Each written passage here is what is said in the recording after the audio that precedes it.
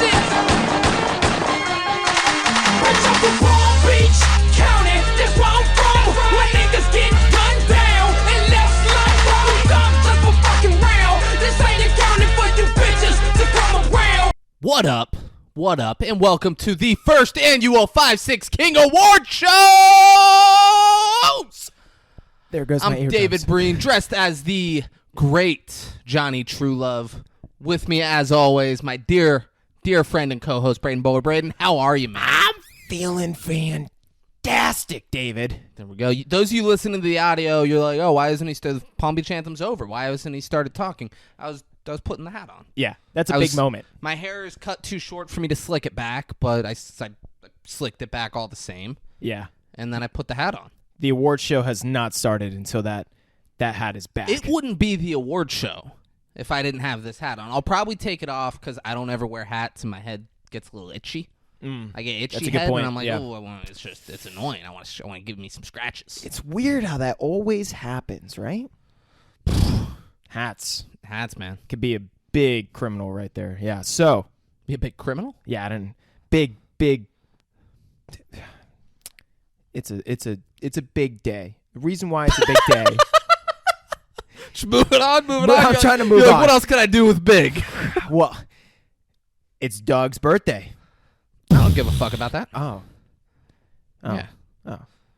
Well, Is there a chance I was going to be like, no way! Get out! but there's no way that's bigger than the award The show. 5-6 King Award show. That's right. Doug, if you're watching, if you're listening, happy birthday, man. Happy birthday. Sorry I couldn't make it to Bolero. Heard it was a great time. Oh, it was fucking fantastic. Happy birthday. Yeah. No. He actually beat me one game, which was Only one game? well, we only played two.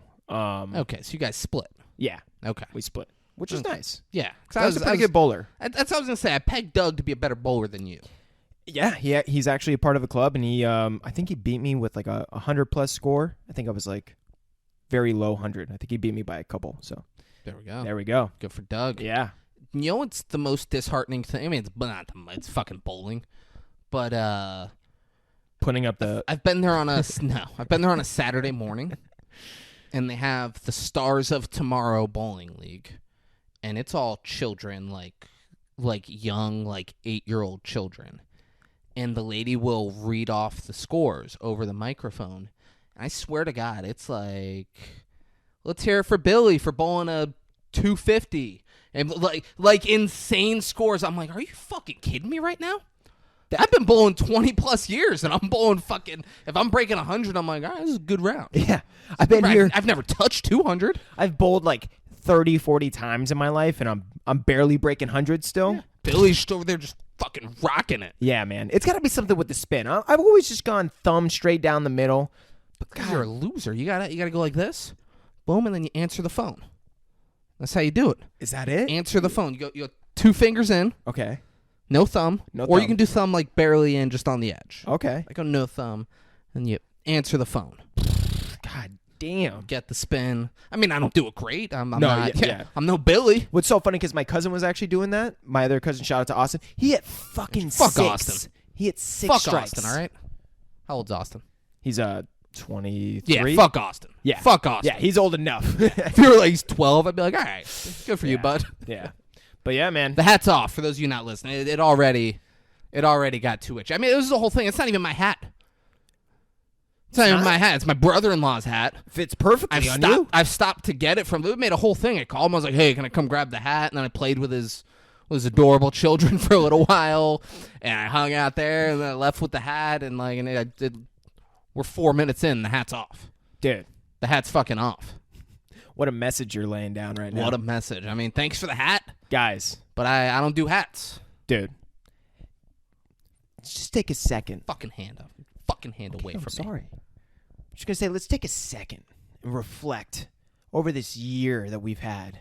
All the great movies, all the great jokes and fun that we've been able to bring to you guys. But you know what? This year would have been absolutely nothing without our great guest hosts. Oh, And speaking of which, that brings us to our first award. what? And guys, rather than just announce the winner, we're going to call both of the losers I like that. back to back. I like Just let that. them know, hey, like, congrats. We appreciate you coming on. Congrats on the nomination, but you did not win. Dude, now that you say that, that would probably be the best way to go about like any award show. It's just call all the losers first and just see their reaction. Like how much did it really mean to you? Do you really want to be here? Yeah, no. Do you really want the award? I want to see you cry. All right. All right. So let's call number one. Oh wait, who's number one? I mean, Is it gonna be a surprise for me? Let's not act like you don't know. Let's not act like you're not in the planning the first- process and you don't know anything that's going on. But who's the first one? You know who the first one is, too. I told you the order. Oh, I don't think he's going to answer, which is fun. We didn't plan this, and I don't ever call the people that we're calling. which is a good surprise. Hopefully, Yeah. it's David's like, oh fuck. Hey, is this David Straley? Talk to me, brother. Hey, you're on a live microphone at the first annual 5-6 King Awards show. Fire me up. And just we regret to inform you that, we appreciate you coming on the show, and we had a great time having you, but unfortunately, you did not win the award for Best Guess Damn it. on the 5-6 Kings. Where I might not agree with the choice, going up against Smelly Fenor and Big Hoff, who, if he didn't win, that's the only person I can see myself losing to. But two true, hard-nosed, gritty competitors. It was just an honor to be nominated, really, truly.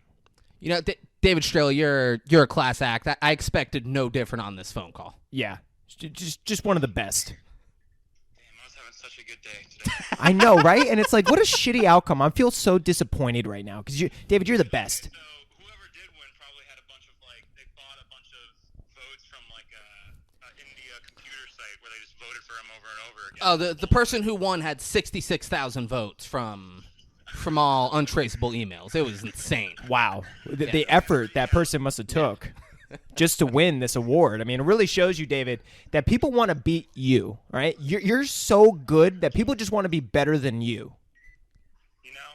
Performance enhancing drugs. It is what it is. What happens? I'm gonna wake up tomorrow. I'm gonna put on my pants one leg at a time, and I'm just gonna start training. I have to win in 2023. I have to. Wow. Yeah, that speaks volumes because I wouldn't doubt that, whoever won was taking performance-enhancing drugs. So, David, shout out to you for being a class act, taking the natural route, the real route, just being a genuine human. This is gonna pain the listeners to hear, but I had a whole acceptance speech. I'm wearing my tuxedo right now. There's champagne that is not gonna be popped tonight. There's a bunch of people here. Vibes are down. Vibes are down. David, that's understandable, but hey, chin up. Chin up. You keep that champagne on ice because we'd love to have you back within the next year on the 5-6 Kings podcast. You're always a welcome sight to these sore eyes. Class act. Mondays suck, but every motherfucking Monday I get you to, and that's all that matters. There we go. That's all that matters. That's all that matters to us. All right, Dave, we have to. I'm gonna leave you with this. All right. I'm gonna go drink your not brittle water. Make sure that you invite some hippies over to pee in it, drink it, and you guys have yourselves one hell of an award show. Thank you, All right. David. David, thanks for coming on, and we'll see you next year. I'll toast a little bit of pee just for you. All right. Love you, boys. All right, love you. Love man. you, man.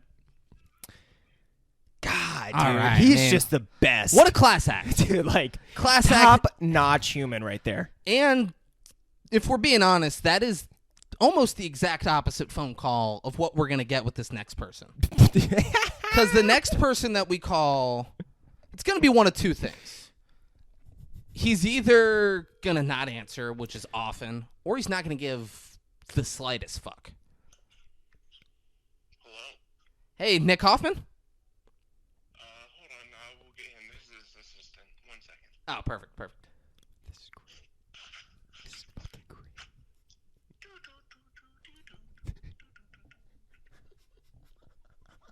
Hello? Hey, Hoff, what's up, man? Oh, what's going on, man? What's up? You are live on the 5-6 Kings podcast. We are doing the first annual 5-6 King Award show, in which as you know, you were nominated for Best Guess. Oh, of course. And we do, however, regret to inform you that, we loved having you on the show. We appreciated having you. Congratulations on the nomination, but you did not win the award for Best Guest at the first annual 5-6 King Award show. But, chin up. We'd love to have you on in 2022, 2023, and then, who knows? Next year could be your year. Yeah, it was probably that Undertaker choice that really just brought you down in the ranking, but people hated the fact that you did not pick Stone Cold Steve Austin as the clear greatest North American wrestler of all time. That added a lot to it. It's fine. I keep my head high, guys. You can't win everything. I win at a lot of things, so. Just like the Undertaker, he was almost perfect. You just can't win at everything, so. Yeah. Sometimes you just gotta lose. It's just the way things go, Yeah. This was your Brock Lesnar. Exactly. It didn't hurt as much, but it's there. And you know what? Because it happened, that almost made more history than you winning. Because it's like, wow. It just would have been another, Hoff won again. Yeah, Look at that. Exactly. What else is new? Yeah. But this will stand the test of time. Now it's, oh shit, Hoff didn't win? What Who the won? fuck? This is crazy. Exactly. Yeah. Exactly. Which is why we're so fucking bummed out. You're so bummed out. All right, Hoff, well, thank you for coming on, sir. You're a class act as always. Tell your assistant thank you as well, because Yeah, they were tell your quick. assistant. That was very helpful. That Yeah. was quick. They got to it. Yeah. Usually there'd be a wait. Got him working overtime over here. There we go. Thank you. Yeah. Appreciate it. All right, I love you, man. Let's get some food or something sometime soon. Absolutely. Love you, Big Hoff. Love you, man. Later. God, that was so much Dude. better than I thought. So great. And now we're calling Fenor, who, because we record with Braden's phone, we're calling from my number. Fenor doesn't have my phone number. Which is going to make it that much Fenor and better. I have never spoken on the phone before. That's the level of friends Fenor and I are. If Braden's not involved, like Fenor and I saw each other once at, you know what? Braden doesn't even know this. Fenor and I saw each other once at Red Robin. Oh, that's awkward. Wasn't packed. I was leaving. He was walking in. And we just kind of said, hey, what's up, man? And then we both kept walking. That is the level of friend. Fenor and I didn't feel the need to stop and talk. We were just like, hey, what's up? Yeah. And then we kept moving. Neither of us wanted to talk. We were both like, yeah, but I get it. Do you think that has anything to do with Red Robin's atmosphere? No. Oh, well, there No. you go. Red Robin. You ever been to Red Robin? Not in a long time. Dude. Good customer service? I don't care about any of that. Okay. You only care about the customer service, I'm a which is bananas to me. I'm a big guy on customer service. Their burgers are very, like people don't talk about Red Robin's burgers enough because they're like, whatever, it's fucking Red Robin. They're good fucking burgers. Good burgers? Good burgers, bottomless fries. Oof. Can't go wrong. Red Robin, yum. There you And go. let's call the winner of the first annual 5-6 King Award show, who I Doesn't feel like a winner. genuinely hope he just doesn't answer. Yeah. Did we leave a voicemail? Yeah. Yeah, right? Just a shitty, hey, you won? Hey, congrats. You won. Yeah. Proud of you, man. Later. Oh, God. The suspense is building. God, I hope he doesn't answer. He's like, who the fuck is this? I really, and especially like they answered and like we had full conversations about how they didn't win. Yes! Yes. And then just a voicemail. Hey, congrats, you won. Yeah. 9358460 is not available. At the tone, please record your message. I bet he doesn't have a voicemail You know what I set up. realized? Everyone's got his number. Hey, Fenor. This is David and Braden. We are live on the first annual 5-6 King Award show. Just wanted to let you know, whatever. You won Best Guest. You know, you were voted on by the fans, I guess. Yeah, congrats. Yeah, congrats. You won. I don't give a shit. Yeah, cool. All right, later. This is, you know, you don't like text me or call, like delete my number from your phone because I don't want this to be like a, oh, I got D Breen's number now. We'll talk. You know, me and D Breen will talk. That'll be cool. Like there's just there's no need to call back. No need to save the number. Whatever. I forgot to order. There's gonna be trophies. I forgot to order them. I don't know. I'll get a trophy. I'll give it to Braden, and then you can get it from him. All right, later, man. All right, guys, and that is Best Guest on the first annual 5-6 King Award show. You know, That's the way we started off. couldn't have gone to a worse person. Yeah. If we're being truly honest. yeah, but But it did. yeah. I mean, that was worst case scenario. He won. Yeah. And that blame goes on all of you. Yeah, it is your fault. You voted. It's your fault. It's your fault. Think about the 2 first calls. That could have been one of them that won. It would have made one of their fucking years. Yeah, I think Hoff. It would have been the same energy regardless. David Straley Would have hung that fucking trophy. He would have been pumped to have the trophy. It would have gone like Hoff. He was just like, whatever. I'm too cool to act like I care about this, but he would have cared. David Straley would have shown the appropriate amount of excitement. Yeah. That the trophy would be displayed somewhere in his home. I'm gonna have to turn my phone. It's on low power mode. But and I have the award winners up, and I can't just. The Hoff is the great Bambino. So like when great things happen, which is natural for him, he has to act like it's natural. You know. Exactly. You can't be like, oh fuck it, like it's nothing to him. Yeah. Exactly. This man. No, but I was gonna say, don't hold back. It started coming out, and I was like, "Oh, let's go away from the microphone." I was like, "Yeah, fuck it, fuck it. We're in it." This is a man who hit a home run at St. Clair PE in softball over the fence. Which this that doesn't happen. To explain the fence too, the fence is the so there's 2 fields, and the fence that he hit over is the back umpire fucking fence, right? Like the high fence. The and he high just fuck, fence. like the green monster at Fenway. Yeah. And he just rockets it over and does a bat flip and does his jog. He's top notch. He's the man. Yeah. He's the man. Should we do another award? I think we should. Let's do another award. Guys, we got Best Picture. We're coming out the gates hot. Best Guest, Best Picture. We're just going to go. The nominees, in case you forgot. In case you forgot. Alpha Dog. A 5-6 King staple. A 5-6 King's favorite. Can't do it without the hat. I mean, I've only strayed away from dressing in my 5-6 King's gear to dress as Johnny Truelove. Yeah. Training Day. There's not a single movie that I've quoted more on this podcast than Training Day. It's a lot of good quotes. Interstellar, the worst movie that was nominated, but Braden's favorite movie. The Patriot, Aim Small, Miss Small. And I saw a commercial. I was over at my mom. My mom made baked ziti. So I went over and got a plate. It was fucking. I went over and got a plate last night, and she wasn't home, and I was like, oh, I'm just going to go for lunch and get a plate and then sit with her and eat it. Like, it was a great decision. I might go again tomorrow. Yeah. Who knows? That's a big batch. But we're watching. She's a Red Sox fan. The Red Sox were on, and there was a commercial for a made-for-TV movie starring Kevin Dillon. Okay. Which is not Matt Dillon. Yeah. It's Kevin Dillon. He played Johnny Drama in Entourage. Mm-hmm. And Mel Gibson.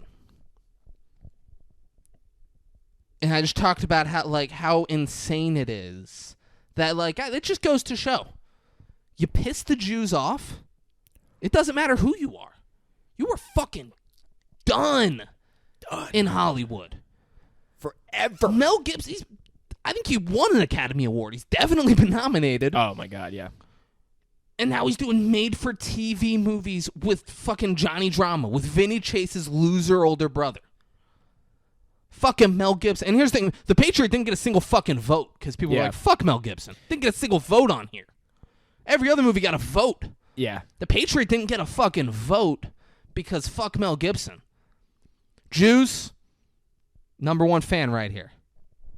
Number one fan. Look at that. And last, American Gangster, which wow. is, Great movie. another very important movie in the lives of the 5-6 Kings. Absolutely. Yeah. Definitely had the influence on the Kings coming together. Absolutely. Yeah. And the award for Best Picture at the first annual 5-6 King Award show is my N-word, Training Day, baby. Woo! It got the highest grade from me on the year. I think it is the best picture. I'm glad you guys agreed. Yeah.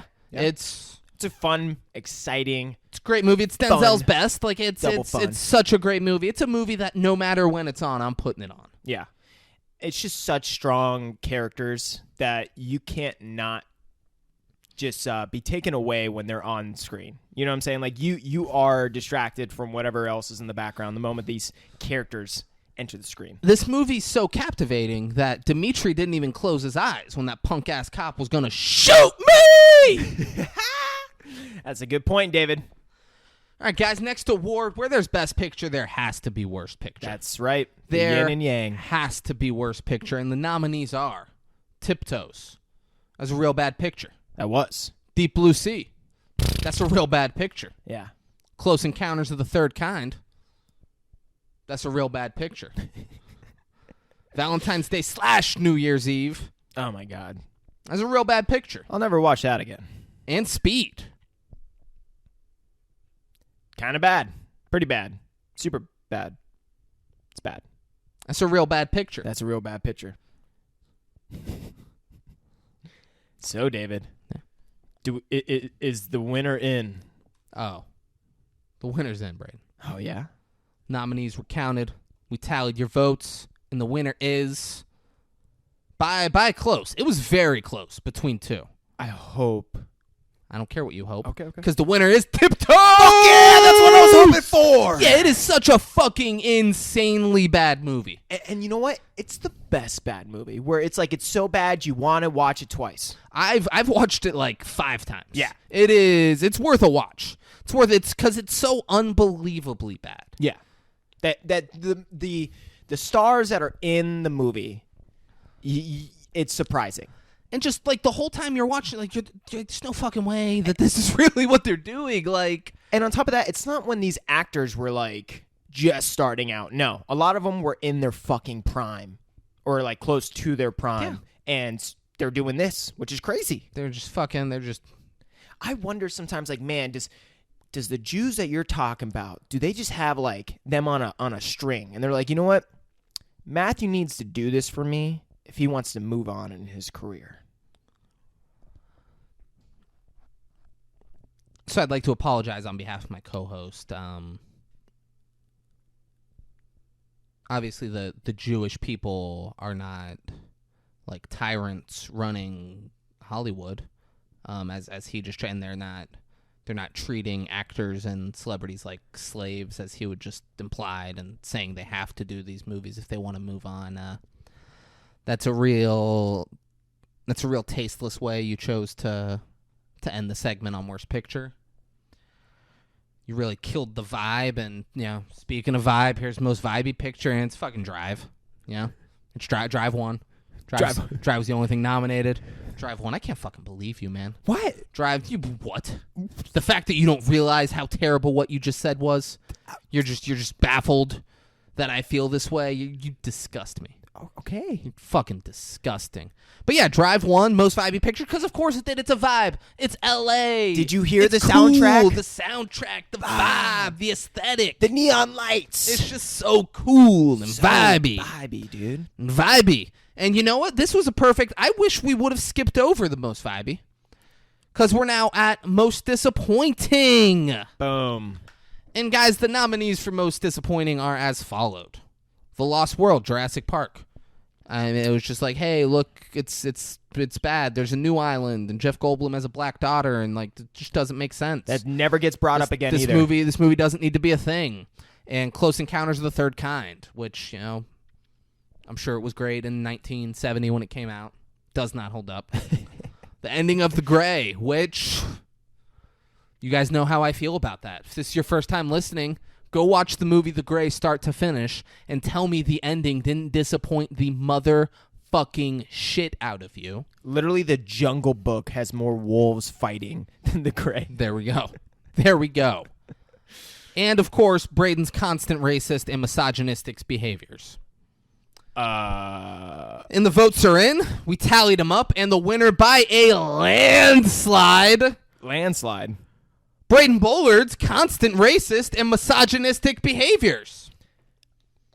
So, Braden, I want to, first of all, congratulate you on winning, and I know you're not good at these sort of things. You're a very humble man, so I took the liberty. I wrote a speech for you. Okay. Yeah, so go ahead. I think put the microphone down and you hold the speech with both hands. I think that looks better. Okay. I think that's more aesthetically pleasing. All right. Yeah, so just go ahead and, Well, this is... congratulations. First and foremost, congratulations. It's a big night. Yeah. It's a big night for you. You can tell. Sweaty palms. Yeah, you're very nervous. All right. So, This right here? Or? Yeah, it's no. I'm fucking kidding. Come on. Oh, wow. Yeah. All right. That's the back. Oh, shit. Hold it up. Hold it. Here, you know what? Hold it up in front of you. Yeah, thank you. Ah, man. This is so unexpected. There's so many people I'd like to thank. First and foremost, all glory to God, because none of this would be possible Without him. without him.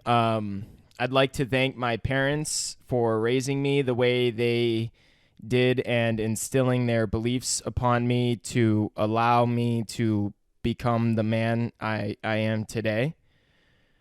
I'd like to thank the United States of America for creating a system that allows straight white men to easily ascend to the top. And lastly, I'd like to thank my best friend and co-host, David Breen. If it wasn't for him, I doubt anybody would listen to this podcast, because nobody wants to listen to a racist, misogynistic child ramble for 3 hours. So, David, here's to many, many more years of you carrying this podcast on your back and me doing everything in my power to keep fighting the good fight and oppress women and minorities at all costs. Wow, that's very classy of you to thank me and credit where credit's due for me. But yeah, like very very honest, very hard hitting speech. So yeah, congratulations on your award. This is a big night for you, big night for the Bullard family, and big night for the 5-6 Kings podcast. Put her there. Put her there. Yeah, congrats. Thanks. Yeah, of course. So moving on. Okay. Moving on. Best actor. Ah. Right? Who doesn't love a good actor, huh? Ah, man. Best actor. Speaking of actors, we got pretty good actors sitting right here next to you, if I just say so. Huh? So best actors, guys. We covered a lot of films, covered a lot of great acting performances. And the nominees are as follows. Denzel Washington, Training Day. God damn. I mean, Edward Norton, Primal Fear. There we go. Just had to kill Linda, Mr. Vale. That cunt just got what she deserved. It's great movie. Jake Gyllenhaal, Nightcrawler. Oh, I mean, it's a hell of a performance. hell of performance. Tobey Maguire in the movie Brothers. Great. Great performance. Jake Gyllenhaal was also great in that movie. Yeah. Tobey Maguire was so ridiculous that he had to get the nominee. And exactly. But, Like Jake but Jake was great. playing the way he did made Toby's performance stand out that much more. Yeah. Yeah. It was a very good movie. Mm-hmm. Doesn't get its credit. Does not. Doesn't get its day at court. Nope. And then Matthew McConaughey for Interstellar. Look at that. Well, it's not the last one. No. Should have been the last one. But guys, we're going to do a little inside baseball here. When we were recording, right before we recorded the awards, I showed Braden the list of everything, because he and I worked on the list together and we had who we think goes where, blah, blah, blah. And then I showed him what the final list was, and I told him, hey, so let me know now, because I'll go in and I'll add whoever, I can switch whatever you want in there, just let me know before we record this. He's like, yeah. And then look through, he's like, no, I think it's good. And then when we did this, we were reading, we were live doing this, and we had to cut it and re-record it, because I read him out, and he goes, yeah, I think we should add Mel Gibson for The Patriot on there. And I said, excuse me? He goes, yeah, I think we should add I think we should take out Edward Norton, because, no offense, that wasn't that good of a performance. And I said, no offense to who? Do you think I'm offended? Do you think Ed Norton's listening? And he's like, man, fuck this guy. He's like, yeah, but I think we should take out Ed Norton and add Mel Gibson, because I think that's a better performance. I said, this is crazy what you're doing right now. We're going to stop recording, and I'm just going to add Mel Gibson. Sure, why not? Mel Gibson didn't get any fucking votes. Oh, my God. Ed Norton got a bunch. He didn't win, but he got plenty. He got plenty of votes, came in second. What a shame. Mel Gibson didn't get one fucking vote. It's crazy. It's mind-boggling. And the winner for Best Actor at the first annual 5-6 King Awards show is, Denzel Washington for Training Day, because of course it is. Of course. Guys, he won an Oscar. He won an Oscar for playing Alonzo Harris in Training Day. So who the fuck would we be to not give him an Oscar in the first annual 5-6 King Awards show? I would love it if he just knocked at my front door and played the character. Like he came into character. Player to player, Yeah. pimp to pimp. Yeah. I'm gonna get that gun, and I'm gonna get that money. And I'm going to get that award. Because you ain't gonna shoot no cop in the back. You know what they give you for shooting a cop in the back? The gas chamber. Gas chamber. You know what the gas chamber smell like? Pine oil. That's where you heading, Jake. You heading to pine oil heaven. I'm gonna get that gun, and I'm gonna get that money. It's the greatest fucking character. I'm gonna go on record. I fucking love Johnny Truelove. Look at me. I'm dressed like the man.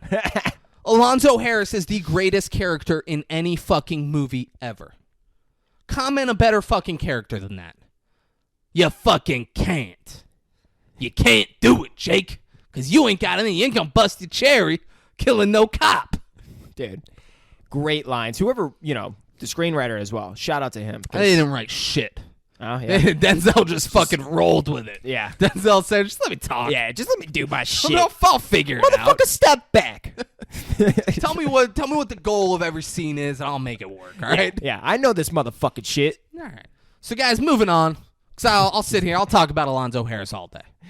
Yeah. And I'll try to talk like him and just end up insulting. Yeah, you will. Yeah, you will. So moving on, guys, where there's best actor, there's worst actor. There's got to be worst actor. Mm-hmm. And the nominees are as follow. Michael Rappaport, Deep Blue Sea.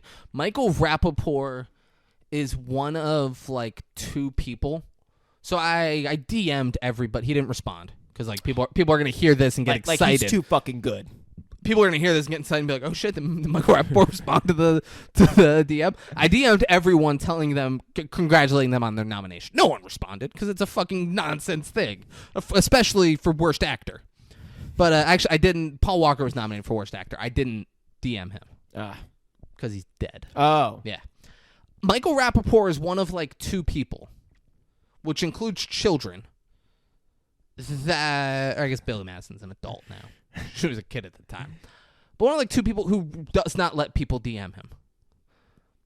What a fucking pussy Michael Rappaport is. What the Because I'm sure people troll him in his DMs and fuck with him. He's like, I want to deal with that. Doesn't he do a bunch of, like, antics on social media of him, like, talking a bunch of shit about, like, sports or famous people or something like that where he probably gets... So, fun fact. I don't pay attention to Michael Rappaport at all. He was in Deep Blue Sea, so we had to cover him. He was real bad in Deep Blue Sea. That's why he's nominated for Worst Actor. He does not let me DM him. If my memory stands correct, I think World Star shares a lot of him. And I think that's how I saw him. But I don't follow him. There we go. Yeah. Michael Rappaport. Just let people drama. DM you. Yeah, what the fuck? Let people DM you. Second, Paul Walker. For his role in Too Fast, Too Furious. Yeah. So forget about it, cuh. God damn, that's a good line. It's so awful. And you know what's funny about that? The irony? I'm never going to forget about that line. Forget about it, cuh. But I'm not going to forget that line. It says forget about it. Yeah, Okay. Yeah. I was like, why is that? Why? What the fuck? Next, George Lopez, Valentine's Day. If you guys want to see a really bad George Lopez movie, I guess George Lopez probably hasn't been good in anything he's ever done. Yeah. I can't imagine you're going to go see any this movie is and probably be like, his best. And be like, George Lopez fucking killed it in that movie. Mm-hmm. Next, Keanu Reeves, Speed. Oh, man. Keanu Reeves and Speed. Dude. I don't know you, man. I don't know you, man. I'm putting my gun away. Not a cop anymore. All right, we're just 2 cool guys. 2 dudes. Hanging out on the bus. Now let's chill out and let's have a good time. Yeah. And Matthew McConaughey in Tiptoes, which Tiptoes is worst picture. Obviously, he's getting nominated here. Yeah. And the winner, the first annual 5-6 Kings Award show for worst actor, Michael Rappaport. Congratulations, Nice. Michael Rappaport. Look at that. I mean, he deserves it. Am I right? He absolutely does. If anyone deserves it, it's him. Yeah. He fucking deserves that And shit. I'm sure he's going to find out about this, and you know, I'm sure he's going to celebrate. He's going to be pretty happy. What's great is, like, he's the one celebrity who's nominated for that who I'm like, I could see him, like, being upset. And like, I could see creating him a World finding Star out- video about I could see the him finding out that the fucking 5-6 Kings podcast that gets dozens of listeners. Yeah. Oh, Way more than him.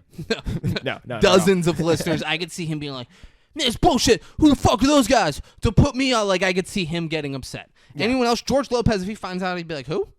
I don't give a fuck. Yeah. Fucking 5'6" Kings. Yeah. What is Michael that, their area code or something? Michael Rappaport would be upset. I hope he finds out. Let Michael Rappaport know. Yeah. Congratulate him on winning Worst Actor. Everyone let him know. But guys, after Worst Actor, we got Best Actress. Oh, yeah, we do. The nominees are as followed. Billy Madison for Brothers. My personal pick, I thought she was incredible in this movie, especially for her age. But regardless of age, my opinion, that was the best acting performance from a woman in the last year of the movies we covered. She doesn't win. She doesn't win. Just throwing it out there now. It was fantastic to see someone of her age be able to do what she did in the movie. And if you guys haven't seen it yet, go watch Brothers. It's great. It's not a coincidence. Like, Jake Gyllenhaal could have been nominated for Best Actor for that. Yeah. Tobey Maguire was. And Natalie Portman is also nominated for her role in Brothers. So there's 4 people who absolutely could have been nominated. We just had another Jake Gyllenhaal role, and it made sense. Nightcrawler. Yeah. Jake Gyllenhaal was better in Nightcrawler. Oh, for Nightcrawler sure. was bananas. Yeah, that's more of a role where he can shine and show more than his role in Brothers. But it's Brothers is fantastic. Yeah. Next, Bryce Dallas Howard. She played a blind girl in The Village who very believable. A R-worded person fell in love with her. Yeah. Scarlett Johansson, Lucy, plays the supercomputer human. Very entertaining. Yeah, does Fun a very movie. good job. If you guys haven't seen that either, check it out. And then Braden's favorite movie, so we had to nominate someone from it, Jessica Chastain. Which, kind of a weird fun fact, my new manager... You fucked her? No, but be even better.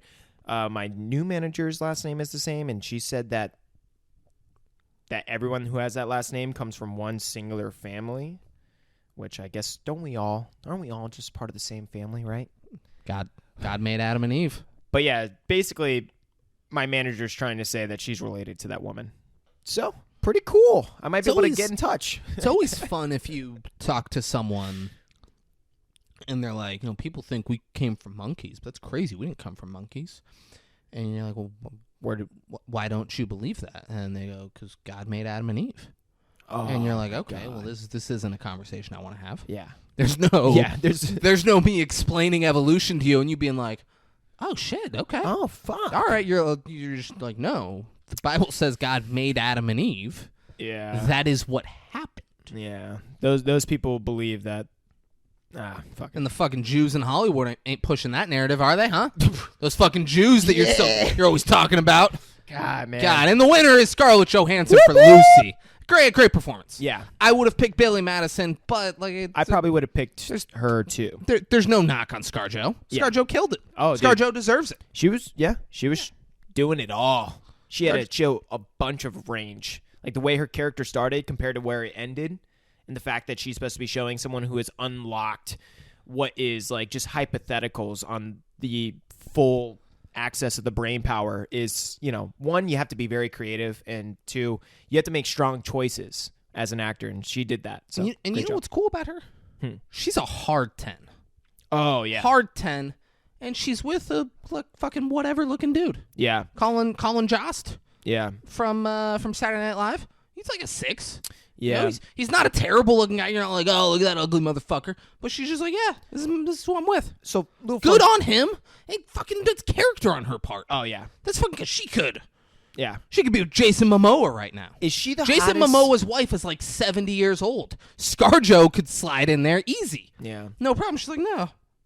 Colin Jost. Is she? Would you say she's one of the hottest Marvel women? Like like superhero Marvel women? Sure, why not? I mean, yeah. For me, I mean, she's hot. I've had a debate between her and Brie Larson. Yeah, but so it's like Natalie Portman's hot too. That's right. Yeah, That's like Marvel just finds hotties. I know. I know you hate.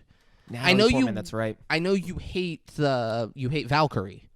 You don't think she's attractive at all because she's black.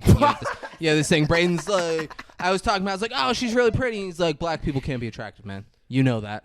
No, it's. I was like, I don't know. That's insane what you just said. You're like, dude, it's science. They just can't be good looking. Like a black woman will never be as good looking as a white woman. I'm like, this nonsense what you're saying, man. And he's like, well, it's the truth. She's It's just the truth. empowering women too much. There we go. Who was that? And where there's best actress, there must be worst actress, guys. And the nominees are as followed. Jolie Richardson, The Patriot. Braden likes to defend her sometimes, but she is the worst. What I always say when It's the David's picking on an fucking actor, worst. I'm always like, David, it could be like the director, it could be the writing. Because Braden acts sometimes, so he's like, there's no such thing as bad acting performance. That's not true. Every actor's good. If they do bad, it's because the director did bad. Because he just wants that pitfall. If I watch one of his movies and he did bad, and he'll just like, we'll be watching it and he'll be like, yeah, I wanted to do this different, but the director like told me to do it a certain way, and like my hands were tied, and I'll be like, hey, it's all right, man, it's not bad. He's like, no, but like it would have been better if they let me do it this way, but like direct, like he's just like, you got to do it this way, and I was like, it's your movie, what am I gonna do? Braden does it all the time. We've watched all of his movies together, and that's what he does. Yeah, David's just a hard critique, so I don't critique him. He just gets out in front of it, and I'm like, dude, calm down. It's just the way he watches it. Hey, I love you, man. I support you. Next, Kate Beckinsale, Tiptoes. You had a circle jerk with a bunch of little people? I would have loved to see that. While she's wearing a hat. And then immediately after, I really hope you'll get some counseling about this. Dude, it's... And he just leaves.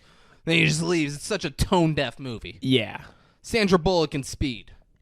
Gum. Jessica Alba and Sarah Jessica Parker. Gum. That's Gum. it. Yeah. For Valentine's Day and New Year's Eve, a double nominee, double worst actress. We'll cut the award in half if they get it. And then Jessica Biel, Summer Catch. I mean, nothing better than swimming in the rain.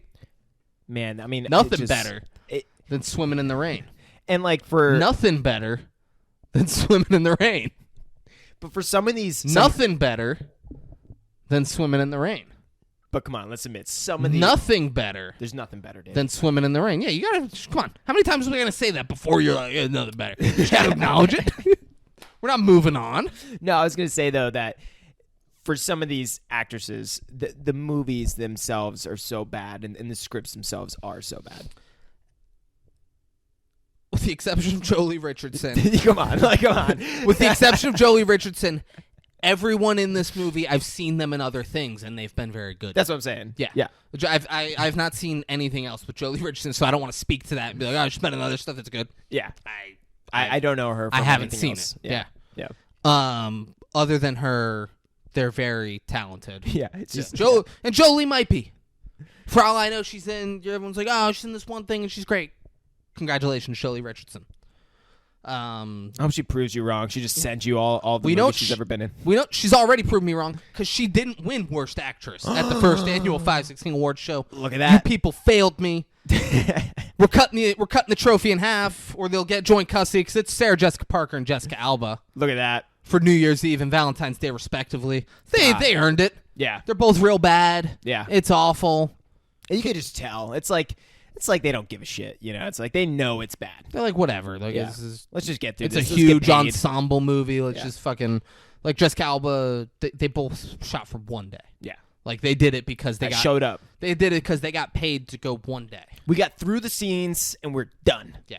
No take two. Good for them, and congratulations. women. Congrats. Next, we got Best Character. Best motherfucking character. This is a great one. Great category. The nominees are... Uh-oh, David, a lot of pressure. Shut Up Before I Shut You the Fuck Up. Because Johnny Truelove is the first nominee. Whoop, whoop. Next, we got Alonzo Harris, My N-Word, Yeah. which is Denzel Washington. He's Training all Day. over the place. Macy Gray from Training Day. I want to see that warrant. She's great. How the hell you gonna come up here acting like you paying the rent, motherfucker? Like, that is my favorite thing. That I want to see that wall. Because I've never heard it. It's a crazy thing to say, but it makes so much sense. How are you going to come up here acting like you paying the rent, motherfucker? It means nothing, but you know exactly what she fucking means when she says it. Yeah. What's the kid's name again? Dimitri, close your eyes. This punk-ass cop's going, shoot me!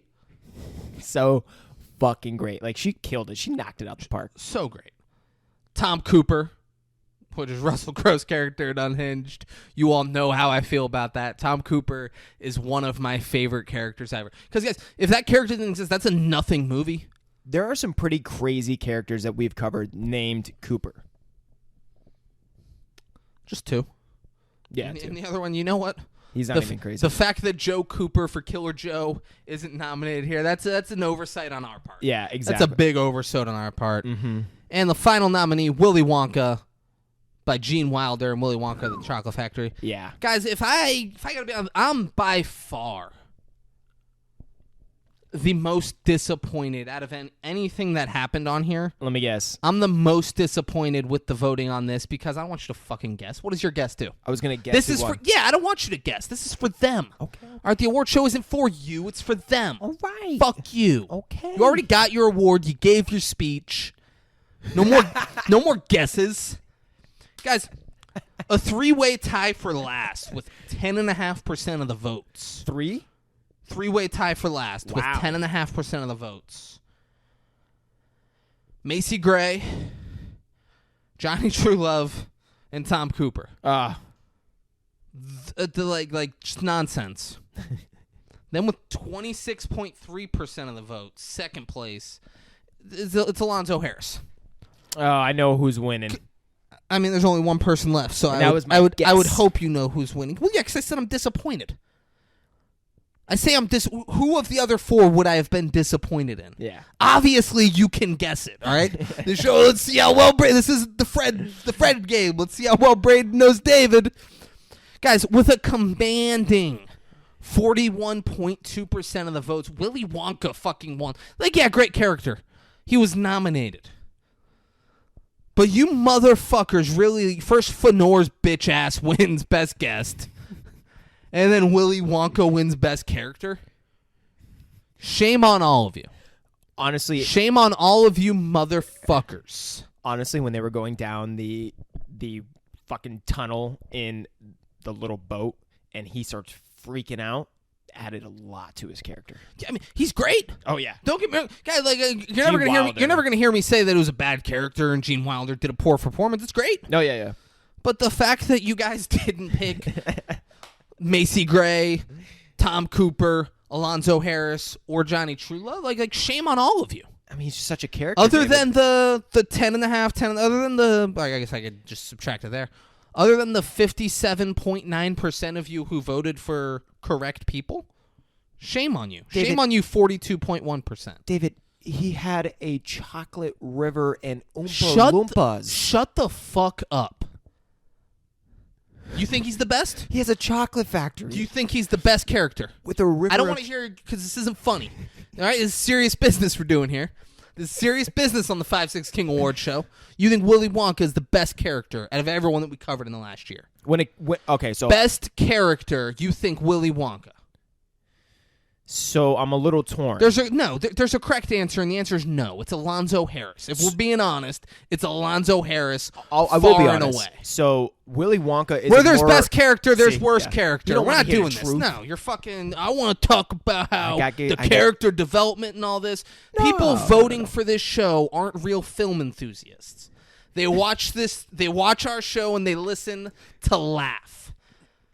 Yeah. So fuck the 42.1% of you who are like, well, Wonka was the best character. If you go start to finish with his development, his character arcs, he's the best. It's Alonzo Harris, it's Macy Gray, it's Johnny Truelove, it's Tom Cooper. Any of those 4 would have sufficed. You all picked the one wrong answer. Shame on you. Where there's best character, there has to be worst character. The nominees are as followed. Rolf. Who's Rolf? It's Gary Oldman's character in Tiptoe. It's scary. Yeah. Lucius Hunt, it's Joaquin Phoenix in The Village. He fell in love with a blind girl, and an R-worded person almost killed him. Next, Michael Rappaport's character in Deep Blue Sea. I do not know that character's name. He is Michael Rappaport's character. Yep. Bo, Starfucker Peep, and Grandpa George Oh man, I really in hope Willy Grandpa Wonka and the George- Chocolate Factory because there were 2 sets of grandparents, and he's the Grandpa Joe. Charlie clearly loves him. Yeah. Charlie's clearly big on Grandpa Joe. He wants to bring Grandpa Joe doesn't walk, and he's like, I gotta bring Grandpa Joe to the Chocolate Factory. Grandpa George sits his ass in that bed. He doesn't say a fucking word the whole movie. And he's the winner for worst character in the first annual 5-16 Award Show, as he should be. as he should be. Yeah. Okay? Yeah. You can give worst to characters in Willy Wonka. You can't give best. You cannot. You should not. Shame on all of you. And who do I send that award to? Gene Wilder's fucking dead. He's gone. He's got kids who are going to be like, yeah, good for... Great grandkids are like, good for great grandpa Gene. Should send it to Johnny Depp. No. Just as like No. Okay. All right. He didn't win it. Gene Wilder won it. Johnny Depp sucks. Exactly. He don't win shit. Best villain. We're moving on to best villain. Oh, shit. Best villain? Yeah. It sure is. Yeah. It sure is. And you know, there's a tie. I just realized it's tied. Oh, shit. I wrote down the winner, but I'm wrong. So, Braden, I'm going to let you pick the winner when it gets down to it. There we go. Oh, my God. There we go. The nominees are, because it's not someone that I would have voted to win. Okay. It's two I like. Neither of the ones I wanted. The nominees are as follows: Gil Renard, Robert De Niro, and The Fan. I would have voted for him. Yeah. David McCall, Marky Mark, and Fear. I would have voted for him. Yeah. Abel Turner, Samuel L. Jackson, Lakeview Terrace. Fantastic character. Yeah. This is a grown-ass man's playground over here. He seemingly just hates the fact that interracial couples exist. It's great. He's great. It's bananas. Colonel William Tavington, The Patriot. I mean, he's murdering families. He's burning people in a church. And then Grandpa Joe. Because he couldn't walk for years. He laid in the bed. He's like, "What's I get my strength back?" And then Charlie's like, "I want you to come to the chocolate factory with me." He's like, I can go to a chocolate factory? Fucking skiddly bop bop boop. I got a golden ticket. Oh, look at me, Charlie. I'm dancing. Yeah. And the two-way tie is Abel Turner, Lakeview Terrace, Samuel L. Jackson, Colonel William Tavington. Oh, my God. The Patriot. I'm not as disappointed with this one, but Marky Mark was a close third, and that's what I was hoping would have won. I think I said that. Braden, who you got? Who you taking, and why? Oh, my God. I got to take William Tavington. Congratulations to Colonel William Tavington. Burning kids in the church. Let's speak your process. Is it because you also saw him on Entourage, where he wanted Vinny Chase to fuck him to be a model, and Vinny Chase is like, I'm not gay. I'm not even bi. He's like, yeah, me neither. I'm just a straight man who likes to suck cock. No, but now it adds that even more. There we go. Let's hear your thought process. Okay, so I think Samuel L. Jackson had, I think he had overall more fun lines that we can like laugh at and kind of appreciate his character and his evilness kind of.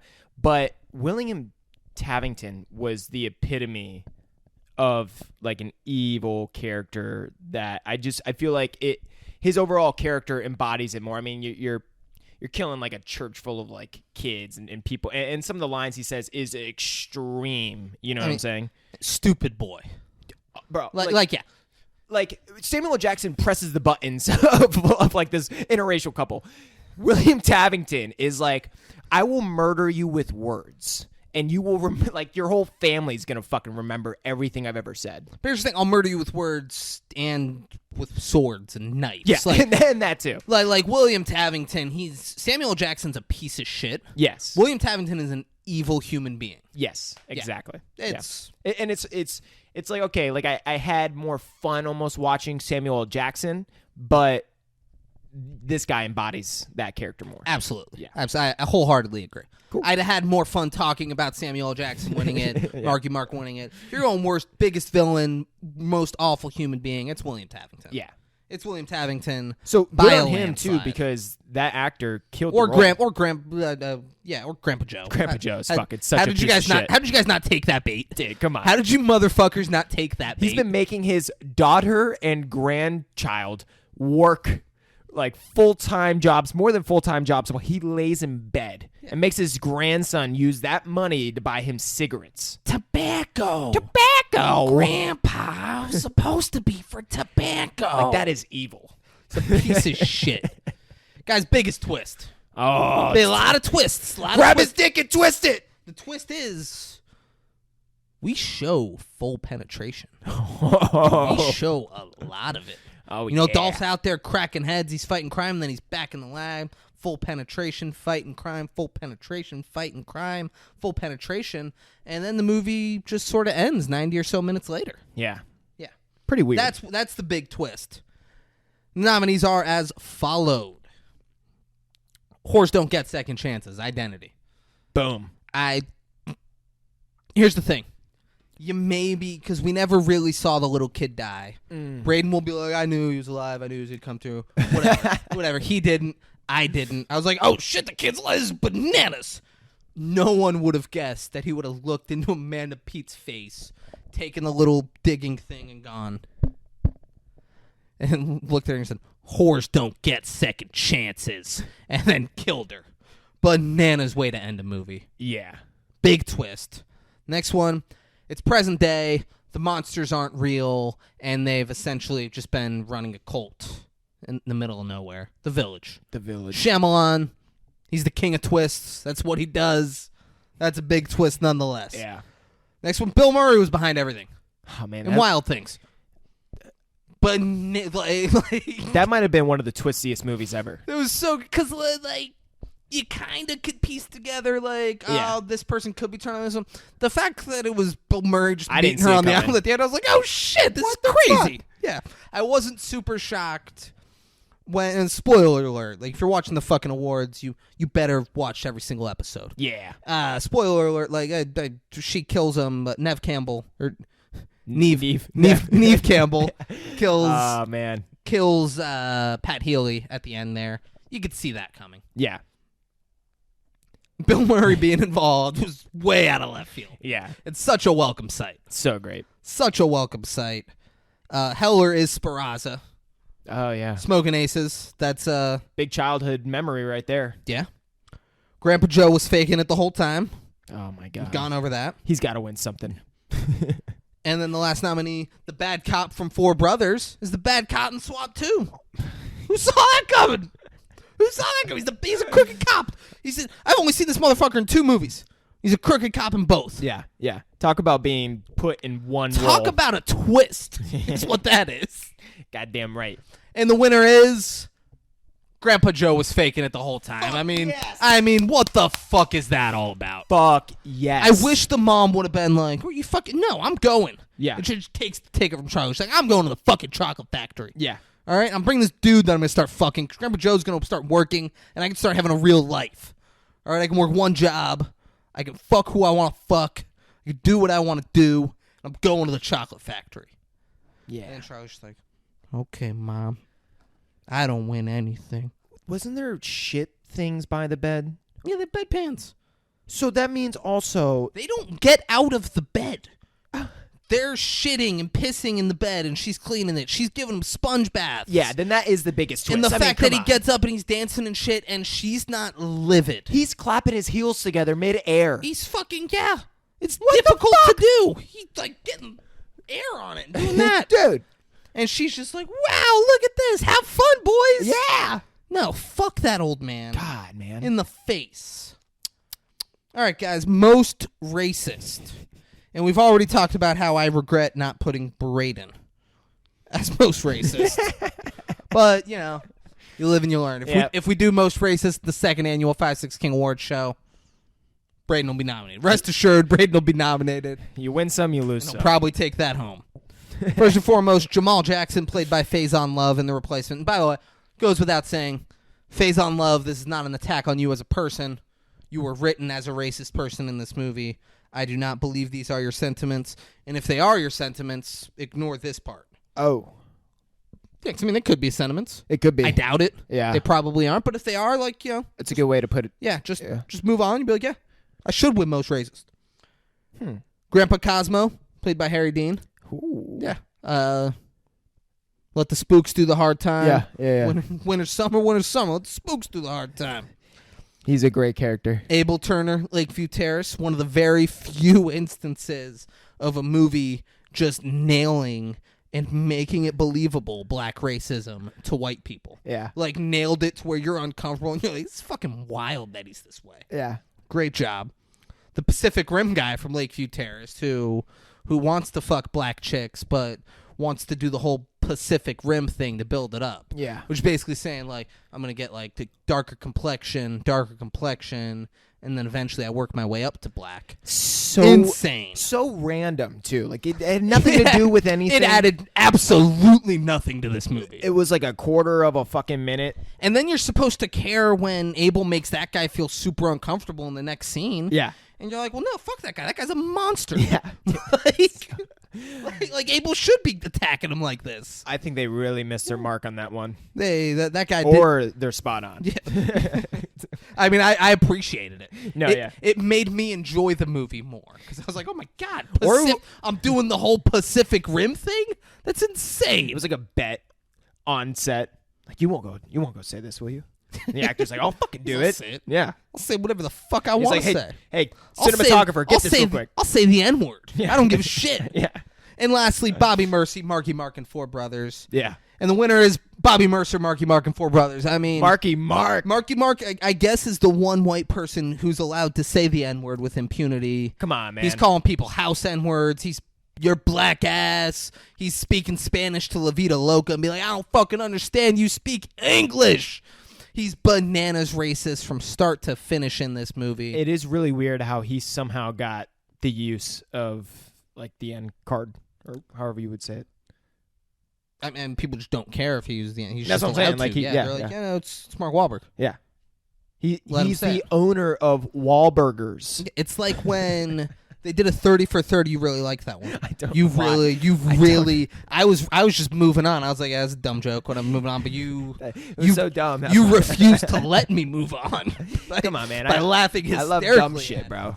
It's like the 30 for 30 on the University of Miami, where one of the players went on record saying Randy Shannon was not the first black coach in the University of Miami history. And he absolutely was. Oh. Because Randy Shannon was not the first black coach in the University of Miami history.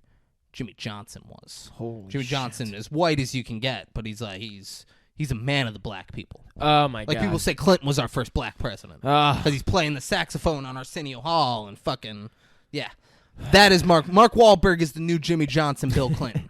Congratulations, Mark Wahlberg. And you know what? I would have thought that the grandpa would have had, from Alpha Dog, would have had a good chance, but just wasn't around enough, you know? If he was more prevalent in the movie, he probably would have had a better chance winning. But also, if he was in the movie more, like I would have been like, all right, we get it. Like, old man's get racist. it. Why is he in so many scenes? Yeah, he Just was. knock it off. Just like yeah. stop it. Yeah, they did show enough racism while he was in the scenes that he was in. All right, Braden, how you feeling right now? Like I need to take a piss break. Actually, no, I don't. Do you need a break? No. Then we're good. I have no issue ever saying I need a piss break. I didn't know if you How were are you feeling right now, though? feeling pretty good. You feeling a little horny? Oh, God damn it, David. You know, my hormones have actually been through the roof lately. I bet. Surprised I don't have a boner right now. I mean, you do. It's just not on It's the just, camera. It's just micro keep small. it down. Because, Brayden, if you're horny, I got the perfect award for you. We're talking hottest scene. Oh, shit! Did you not know what I was doing? Kinda. I was like, I think I know where he's going with this. All right. I didn't know if there was going to be like a whole other sexual joke, though, that was going along. All right, guys, we're talking hottest scene. We covered a lot of hot scenes. Dude. All right, first one on the list, pool sex and wild things. Dude. It's got to be the hottest scene in a movie that's not like, or no, it ended up being like NR-17, wasn't it? Wasn't the rating like NR-17? And C-17. And scene, yeah. I think in some countries it was, Yeah. but I think it was rated R in the U.S. But for it not to be a full-on porn, this has got to be probably like one of the hottest scenes. I mean, it's a movie. Like, they're Yeah. not just showing, like, she's like Yeah. fucking knuckle deep in Nev Campbell. And you're like, oh my God, they're really showing this shit. This is crazy. Yeah. Very hot scene. knuckle deep. Next one, a scene that Braden went on record saying, if you don't think this scene's hot, you're gay. And immediately when he said it, you could tell on his face, he's like, I shouldn't have said that one, huh? Like, he's like, you're gay. And he's like, oh. And then I had to be like, which is all right. Nothing wrong with that. We got no issues with that at all. Don't know why Braden said it, but we'll just the pool threesome. Makes sense. Pool threesome and Alpha Dog. The late great Anton Yelkin, Amanda, the great Amanda Heard, the great Amanda Seyfried. This is what guys. It was a very, very hot scene. Yeah. Very hot. Yeah. Speaking of hot scenes, we got night wrestling. Steve Carell, Channing Tatum. I mean, if you want a hot scene, you go find that scene. You don't go watch Magic Mike. You go watch this if you want to see Channing Tatum get down. Magic Mike is year 2 of the 5'6" Kings. That is right. Yep. Guarantee you they will make it on here. Yeah. They will make it on here. Next one of my personal favorites. Do Whatever You Want to Me, oh. Oh, my God. And then he aggressively just pounds through screams of stop. He doesn't listen. Yeah. He doesn't listen, and he's seeing, I'm not going to think of his name. I don't know why I tried to think of his name. I'll never think of his name. But the dude that he thinks fucking his girlfriend, he's seeing his face, and he's doing it more aggressive, and she's like, oh, stop! Stop! And he's like, shut the fuck up! That was a hot scene. Yeah. Next, David's description of Friday Night Lights sex scene. Oh, here we go. Which, more on that later. Okay. More on that later. And then Chicken Leg, Killer Joe. Oh, my God. Suck it. Suck this. Guys, and tell me about the fucking... So, guys, the winner is you pick the hottest scene, and I think where I went wrong, I put too many funny ones in. And, like, the wealth kind of got spread out amongst those. Yeah. Like, people who were going to vote funny chose between those. The winner is Wild Things. Pool Sex, Wild Things. It's got to win. Which, it is the hottest scene. Yeah. It is the hottest scene. I think had I had one funny one in there, it would have won. It would have won. Had I just had Chicken Leg, it would have won. Had I just had Steve Carell and Channing Tatum, it would have won. Yeah. Because I had so many funny ones. Because I'm just so fucking funny. Yeah. That's a big... Yeah. Like, if there's not one on here, but if we had funniest host, like, it's David Breen all the way. Well, you can't have... not the chicken leg scene. You need most of those in there. Oh, I mean, we didn't do that many hot movies, if we're being honest. Like, we had to squeeze in someone we could. But the winner won rightfully so. Absolutely. The hottest scene did win, which good on you guys. Nev Good on you Campbell guys. and Denise Richards in their fucking prime. Dude. Come on, Both man. of them so attractive. If I could travel back in time, I would just travel to that scene. And the fact, it starts with Denise Richards. She's like choking Nev Campbell, and Nev Campbell's freaking out. She's like, aw. Oh my God, I actually want to... You really are scared. And then they just start fucking going. You're like, oh, my God. Kevin Bacon's just jacking off in the bushes. He's like, oh, this is so fucking great. Binoculars, This is close up on the tits. Fucking great. I mean, it's the best one. Yeah. It's the best one. And guys, speaking of how, we just talked about how I'm the funniest host. Huh? Yeah. Who? Me. Clearly, Why? I'm the funniest host, which is why Best Running Jokes, it's just a who's who of jokes that David Breen has come up with. Oh, yeah. So the first ad, Subway ads. I mean, it was what started. It was the first thing you guys heard on this was me reading an ad for Subway. We did a full year of it. Great We supported times. it. We were ride or die, and then Subway ripped our heart out of our fucking chest, and they did the most unforgivable thing that you could do, which is, they worked with Derek Jeter's piece. Oh, there's a fucking, we're doing the ESPN 7-part documentary on Derek Jeter, the captain. It's called The Captain. Fuck the captain. Fuck Derek Jeter. I was going to say something regrettable, and I caught myself. Fuck you, Derek Jeter. Next one, trust issues. Braden's trust issues. It stems from a very real thing with Braden, but I made it funny. I made it funny by calling attention to it. Oh, that's fucking great. The next, describing a part of a movie or an actor in a movie by describing a part of another movie or that actor's role in another movie that is completely separate from this. I often do that. Braden, will you say the next one with me? Yeah. And you better get it. What's the only thing you and I say at the same time? It's a running joke. Do you know it? Are you prepared to start? No. What is the only thing that you and I both say, and the last word, we hang on the last letter? I guess man. I'm just gonna start and you'll come in once you pick it yeah. up. Did you catch it's the the fox, fox, mother? No votes for that. Oh, God damn it. Didn't get a single fucking vote. Neither did one stay in the head. Like, what the fuck? Then the last nominee, I mean, Braden, like, really, like, the award show should just be centered around this movie because it's flawless. If I could give every single 5-6 King Awards movie or award show to this movie, if I can get every single 5-6 King Award to this movie, I would. Yeah. Right? Like, do you know what movie I'm talking about? I mean, I know the movie Just you're say talking about. The Nutty Professor. The Nutty Professor, guys! So fucking good. So good. So fucking good. One of my personal favorite running jokes that we've done. Yeah. It's my favorite. It got votes, but not many. It got 5.3% of the votes, damn it. which is a lot. And the winner is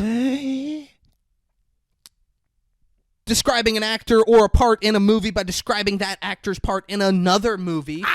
And so, like when I needed to describe who Jack Mercer in Four Brothers was, I described his role in Friday Night Lights, where he was the fullback in Friday Night Lights. Yep. And there's the scene in that movie where he's fumbling during practice all the time, and his dad's Tim McGraw, and Tim McGraw's like, he's fucking fumbling.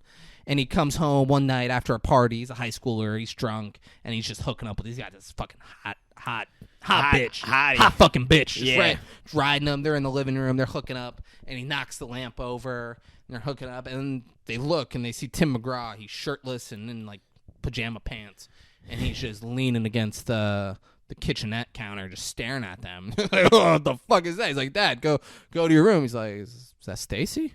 Damn, girl, you have grown up. Shit. And he's like, Dad, just go back to bed. He's like, what happened to my lamp? He's like, I dropped the lamp. And he's like, quit cutting in. Quit cutting in, all right? Hey. Oh, you can't hold on to the lamp, can't hold on to the ball. He's like, I can hold on to the football, Dad. Now get the fuck out of here. He's like, you can't hold on to the football. I've never seen you hold on to the football. Stacy, you ever seen him hold on to the football? And he's like, Dad, shut the fuck up. She's like, I want no part of this. Yeah. I want no fucking part of this. And he's like, I don't think you can. Then he gets the football and he fucking knows it. I want to see you hold on to the ball. And he duct tapes his hands to the football. And they just beat the fucking shit out of the football. He's like, oh, you hold on to the football. He's like, I'm holding on to the fucking football, Dad. I'm fucking holding on to it. And he's just beating the shit out of the ball. He's the kid in that scene, but he's Jack Mercer. He's Mark Wahlberg's little brother in Four Brothers. That is what you guys voted as the best running joke. And it's a fun one. Oh, it's a great joke. It's a fun one. Yeah. It's one of my... And it helps connect the episodes together, you know? It does. And it's one of my favorites, like when I'm taking my notes for a movie and I see the actor and I'm like, what's he in? I was like, oh, he's in Friday Night Lights. I got a scene to talk about. There we go. Cameron Diaz's boss in fucking What Happens in Vegas was also in Snatch. Like, one of my favorite things to do. Next, guys, we're coming down to our last two. Last two things. Next one was one of my favorite ones that we decided to put in. Because it's about someone very near and dear to my heart. Oh. We're talking best Braden words / phrases.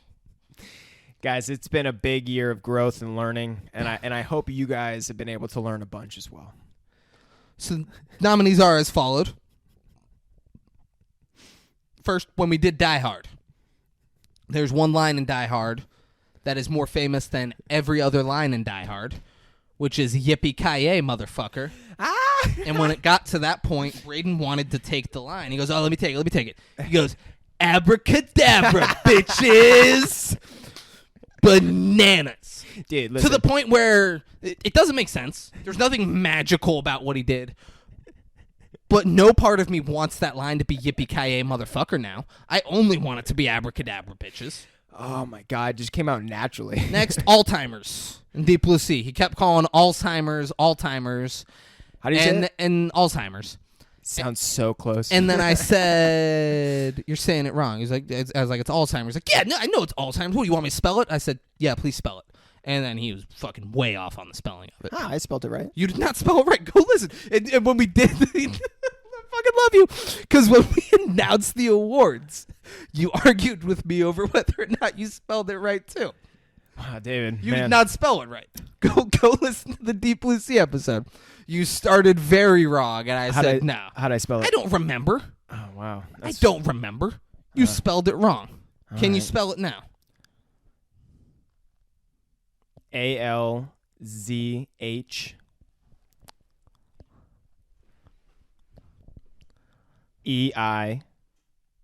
EIMER. Also Pluralize it. Pluralize it. S. What? Ladies and gentlemen. No. The champion! Braden Bullard. Redemption, baby. Dude, Redemption. surprised I got it wrong the first time. Next one, profusively. Dude, and I... All the time. Bro, and I... Yeah. This was your argument. Like, I talked to the people I work with, and they think it's profusively, and I think we should change it, because we're bad people, and we're just stuck in our ways, and if we say something wrong, we think the world needs to change. I can't be wrong, David. That's very true. That's very true. Oh, you can't be wrong. David. Remember when Amanda Heard wasn't in Magic Mike, and when we found that out, you were like, I mean, I get, it says she wasn't in it, but I think she was in it. Well, it did say she was in it. It was She's in the thing. second one. Yeah. She's in the second one. Well, she has a it role was- in the second one. Yeah. And you still were like, but like, I guess she wasn't in it, but like, I Dude, feel they like look she was. identical, I though. feel like she was. Like, it's crazy. You No, can't no. be wrong. And you saying, I'm not saying you that I'm not disputing me wrong. on, I can be wrong. Let's move on. Let's move on. Any South Park reference all the time. Oh, yeah. All the time. And then the winner. Surprised it won because it happens. So in my knowing Braden, it happens more than any of these. Okay. Like growing up all the time. Okay. On the show, I think it happens. I mean, Alzheimer's and abracadabra bitches only happen, but of the things that you do multiple times, it happens the least. But it's the winner, and I'm glad it's the winner. You can ask my mom.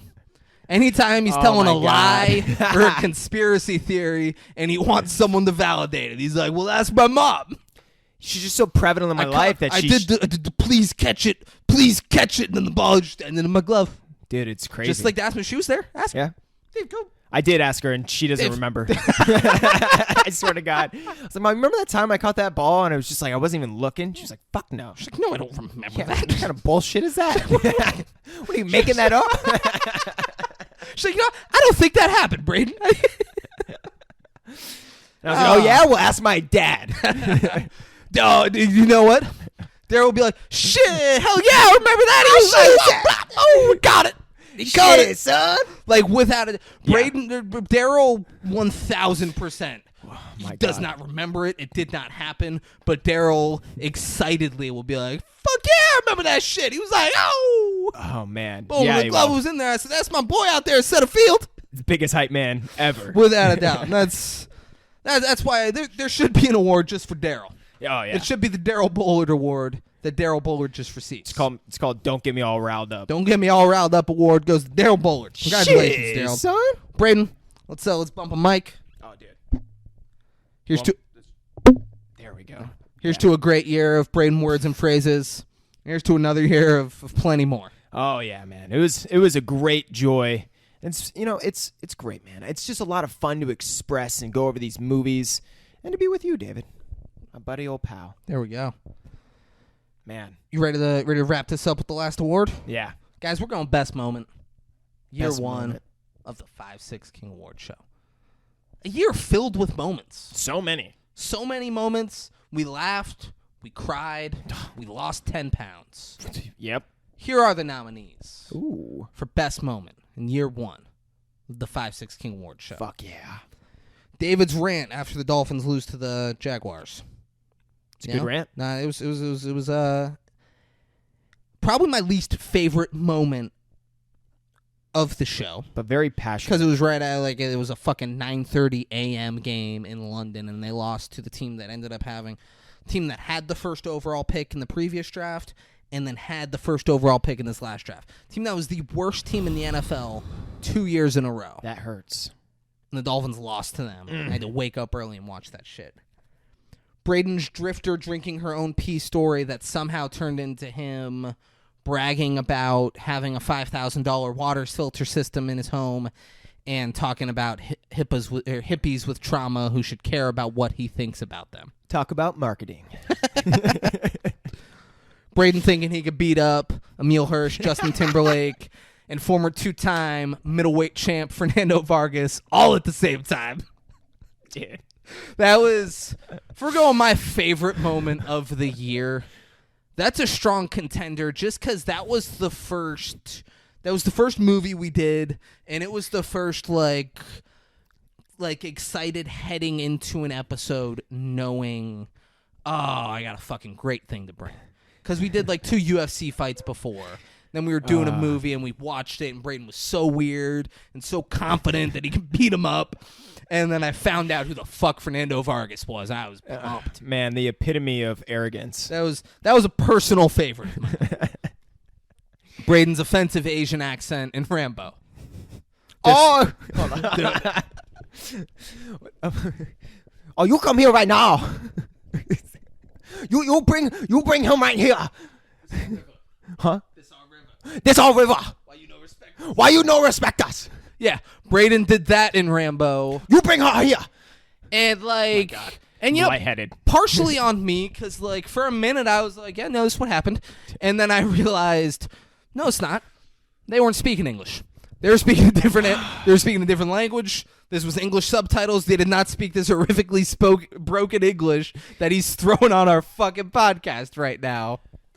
Yeah. Maybe the hardest I've laughed on this show, Dude. was that.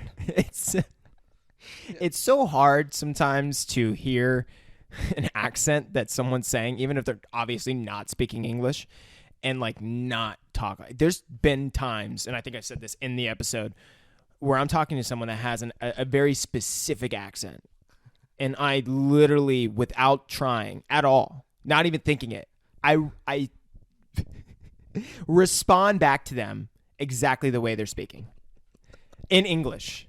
I've done that like over the course of my life way too many times, and I'm somehow lucky that I've never been like beat up or disrespected from doing that. Like literally, I'll be at like a fucking sushi restaurant. And she'll come up. She'll be like, "Oh, I take your plate." You'll be like, "Yeah, you take a plate." Like, would you like something to order? And I'll be like, the volcano roll. A volcano roll, please. Volcano roll. The volcano roll. Oh shit! I'm sorry. The volcano, and it's like I can't even get it out of my fucking dialect anymore. It's like, man, it's hard. And then the last, it's so offensive too. Last It's not nominee, but certainly not the least. No. Another favorite part of the year. Braden Tells All, a Bullard family expose. I mean, like out of nowhere, Braden starts talking about how his uncle cheated on his wife, and now his cousins, they disowned their father, and he was beating around the bush, and then he's like, well, it's my uncle. And I was like, what the fuck just happened on this show? What's happening? Yeah. I was so happy that happened. It was like one of the best ways to catch you by surprise. You caught me so off guard. You're beating around the bush, and I was like, what? And then I said, like, well, what's the connection to the movie? Thinking you were going to tie it into the movie somehow, and you just went, it's my uncle. I was like, what? And the reason why I caught you by surprise so much, too, is because up until that very point that I said it, I decided not to say it. I was like, I'm not going to say it. And then it took like less than a fraction of a second to be like, yeah, it's my uncle. Like, I don't know what the fuck. It was like a switch just went off in my head. Like, yeah, you're good. Just let them know. Let the whole world. So, all right. Yeah. And the winner Oh, shit. for best moment in year one of the 5-6 King Award show, Braden's drifter drinking her own pee story, man. somehow turning into a brag about having a $5,000 water system, and hippies, and talking about hippies with trauma, or bashing hippies with trauma for not caring what he thinks about them. I mean, for me, it was wild because Braden had told me part of this story months before it happened and left out the fact that she drank her own pee in his fucking home. Like, this was just an epitome at how bad Braden is at telling stories. Because months later, he just kind of drops that, and I was like, what the fuck did you just say to me? He's like, yeah, she was drinking her own pee. Didn't I say that? I was like, no. She was in your home drinking her own pee? He was like, yeah, how fucking crazy is that? And then when he tells it on here, he somehow just snowballs away from all of the weird stuff to talk about how his water is medical grade and it helps boost your white blood cells, and how hippies with trauma shouldn't be posting their naked body on the internet because he judges them, and they should care about how he judges them.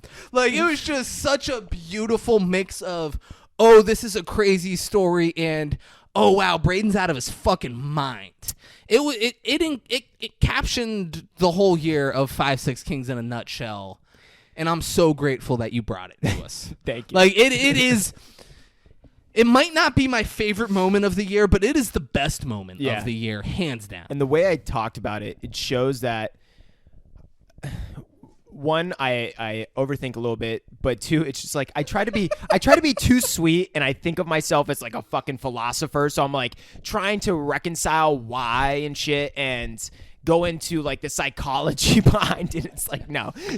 And 20 minutes later, just the fun part of the story is that she came into his house, drank his water, maybe dumped his water out. She did. She went upstairs, dumped his water out, pissed into a bottle, and drank her own piss. And the most appalling part about it is she didn't tell me until she was like mid gulp that was her piss. That's not, see, like, you're even fucking it up now. That's not the most appalling part is that she did it. Yeah, she drank her piss. She did it. Yeah. You're right. And here's the thing. If you do that, you don't fucking tell anybody. That's my point. It's You like, don't say anything about it. Yeah. You put it on Braden to notice that the color in the bottle is different, and you make him say something. so her piss was like clear as fuck. Yeah, sure, and you probably don't. You own the fact that, like, he's probably not going to notice. Yeah. But if he does, make him say it. Don't force this conversation about me drinking my own pee. And you know what's funny too? It's That she drank her own pee in your apartment. Yeah. This is your thing. Whatever you're about to say, it's not that funny. The funny thing is that first of all, that she couldn't make a 2-hour drive. She was going like fucking, it's she was funny. going like Orlando to Fort Lauderdale, and she couldn't make it all in one shot. It's a 3-hour drive. That she couldn't do that. She had to stop to rest, and that she drank her own pee in your house. she stopped to rest because she was dehydrated, right? And I explained to her the Kangen machine that's fucking high grade fucking water. It's $5,000 medical grade water. And I give her that while she's dehydrated, and she immediately goes upstairs to dump it out to piss in. Like, that in itself is pretty funny.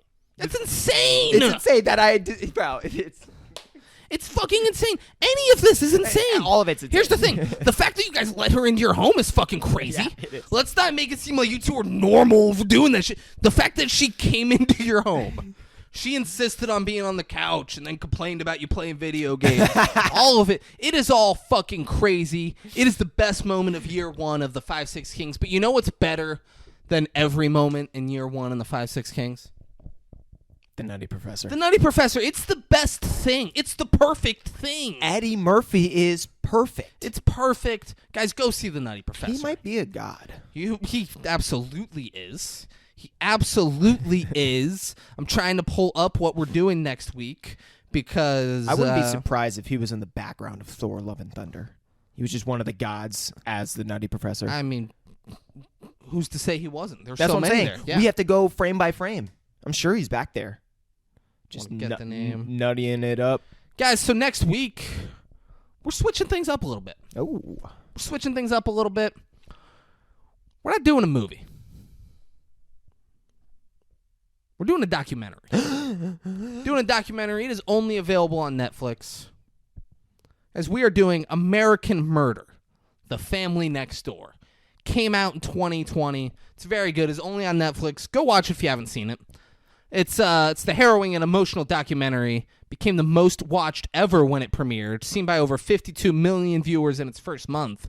And we're coming like 2 years late to really strike while the iron's tight on that one. We guys, American Murder, The Family Next Door. Go watch it.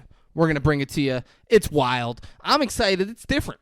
I've 'Cause never seen it. It's a documentary. It's real people. It's gonna be very different for us to break it down. I'm excited to do it, and I'm man. excited for you guys to see it. This kind of reminds me like in South Park when Randy and Sharon are watching murder porn. Is that what this is kind of like? I don't think this reminds you of that.